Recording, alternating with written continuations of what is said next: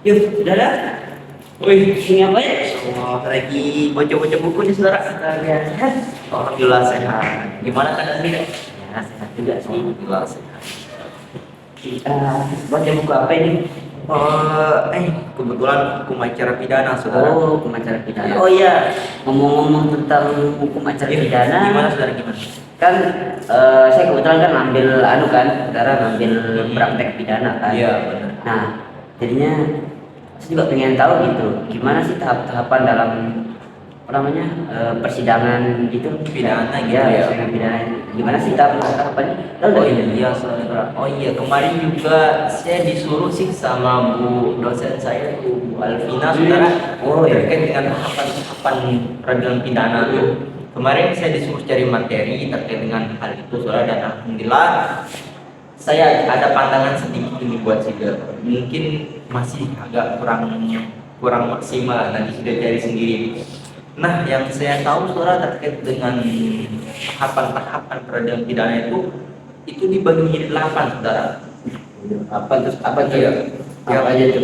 Saya sebutkan dulu ya saudara. Ya. Yang pertama yaitu pembacaan dakwaan, yang kedua yaitu eksepsi, Ya. yang ketiga itu sidang putusan sela, yang keempat itu sidang pembuktian, terus yang kelima yaitu sidang tuntutan yang diajukan oleh jaksa penuntut umum atau yang lebih dikenal dengan JP saudara. Oh ya, Iya. Oh ya, Terus yang keenam yaitu sidang apa namanya, pledoi. ya, Terus yang ketujuh yaitu sidang replik duplik yang diberikan kesempatan nantinya oleh hakim untuk terdakwa dan juga jaksa penuntut umum. Dan yang kedelapan yaitu ya sidang putusan. Nah, akan tapi yang 8 ini masih ada lebih ke atas lagi saudara. Misalkan ya terdakwa ini tidak menerima putusan dari hakim itu saudara, terdakwa bisa mengajukan banding saudara. Terus kemudian tingkat banding, terus tingkat kasasi, dan yang terakhir acara luar biasanya itu ya apa namanya, PK saudara, peninjauan kembali. Iya, gitu saudara.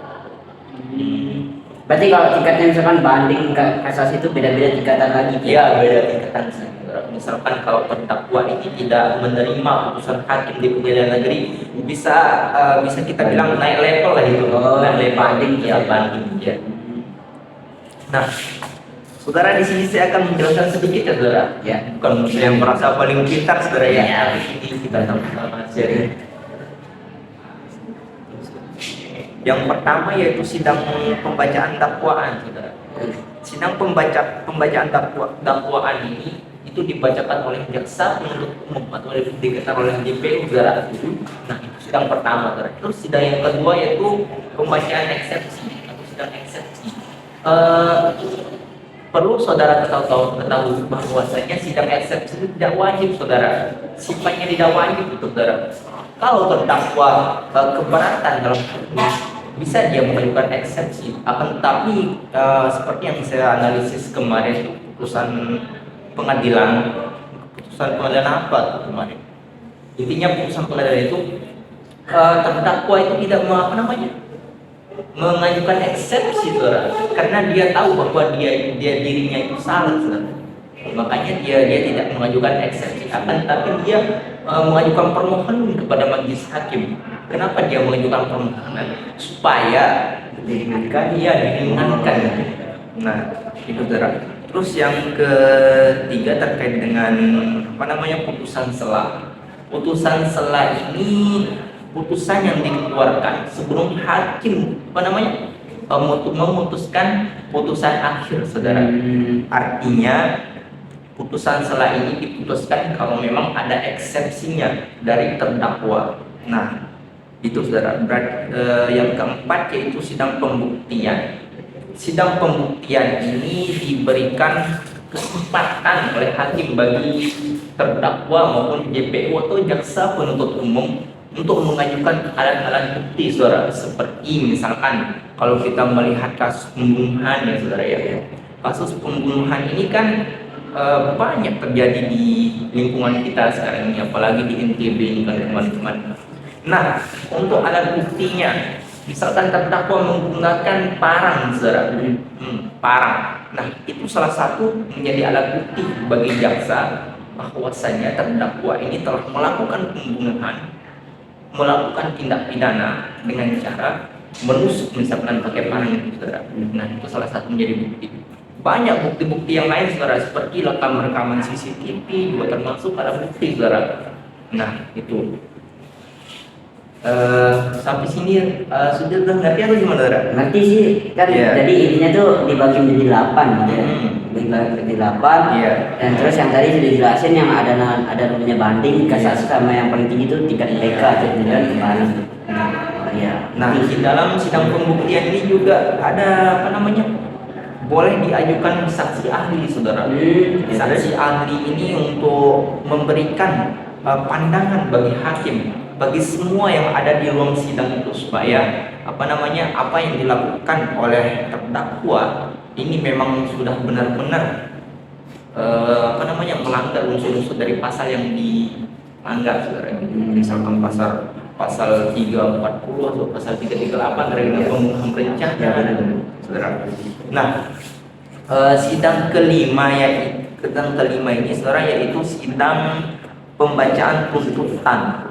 Nah, sidang pembacaan tuntutan ini, saudara, itu dibacakan oleh JPU yang lebih dikenal dengan jaksa penuntut umum tadi. Nah, di dalam sidang tuntutan ini, JPU sudah tahu berapa lama yang hukuman yang akan diberikan oleh terdakwa ini, saudara.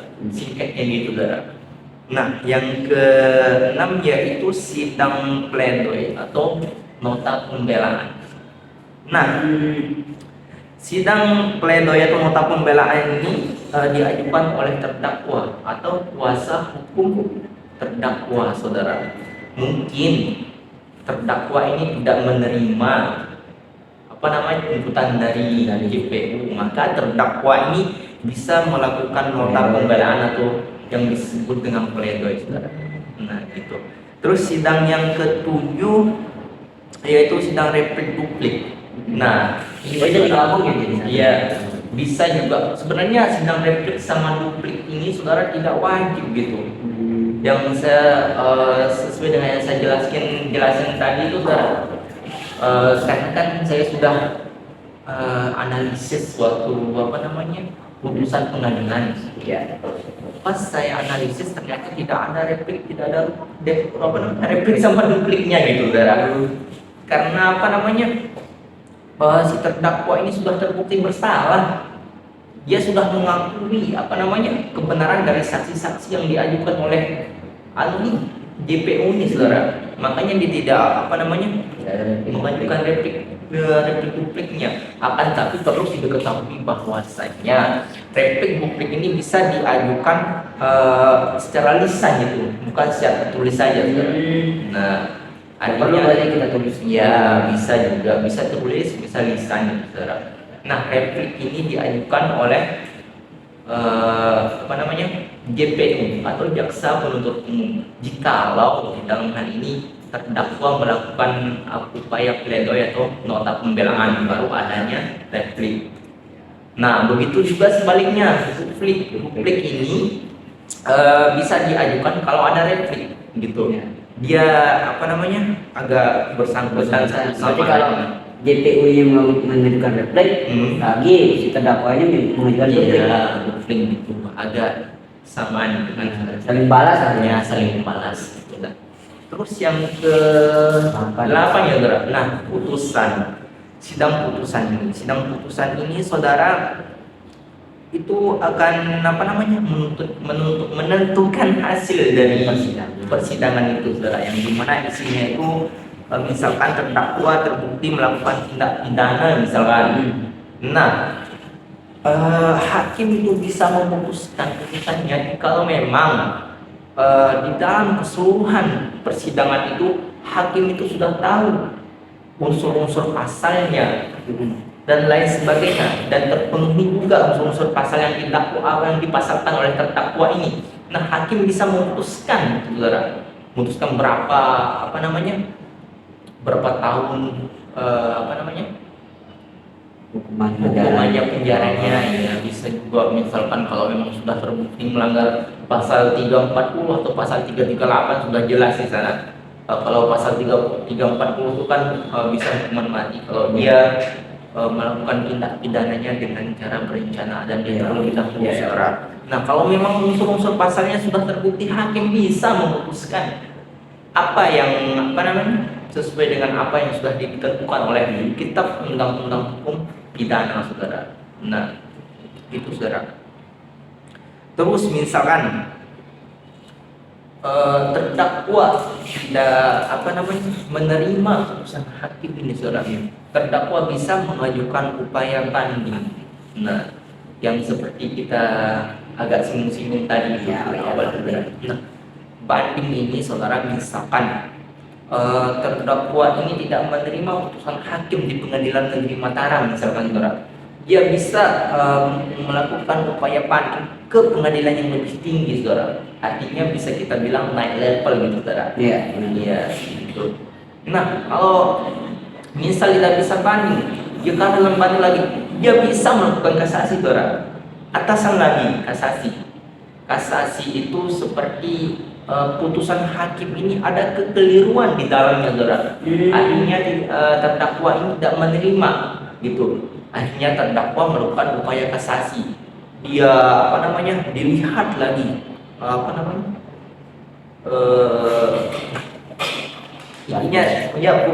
dilihat lagi putusannya, apakah di dalam putusan itu ada kekeliruan hakim dalam memutuskan suatu perkaranya itu. Nah, kalau tidak bisa banding lagi, ada ini acara luar biasa yang lebih kita kenal dengan PK. PK itu dalam peninjauan kembali, saudara. Nah, peninjauan kembali ini perlu saudara ketahui bahwasanya peninjauan kembali ini itu kalau ada bukti baru bisa dilakukan, saudara. Itu pun batasnya cuma 60 hari gitu, saudara. Kalau lebih 60 hari bisa dan tidak bisa, ya batal demi hukum gitu, saudara. Nah,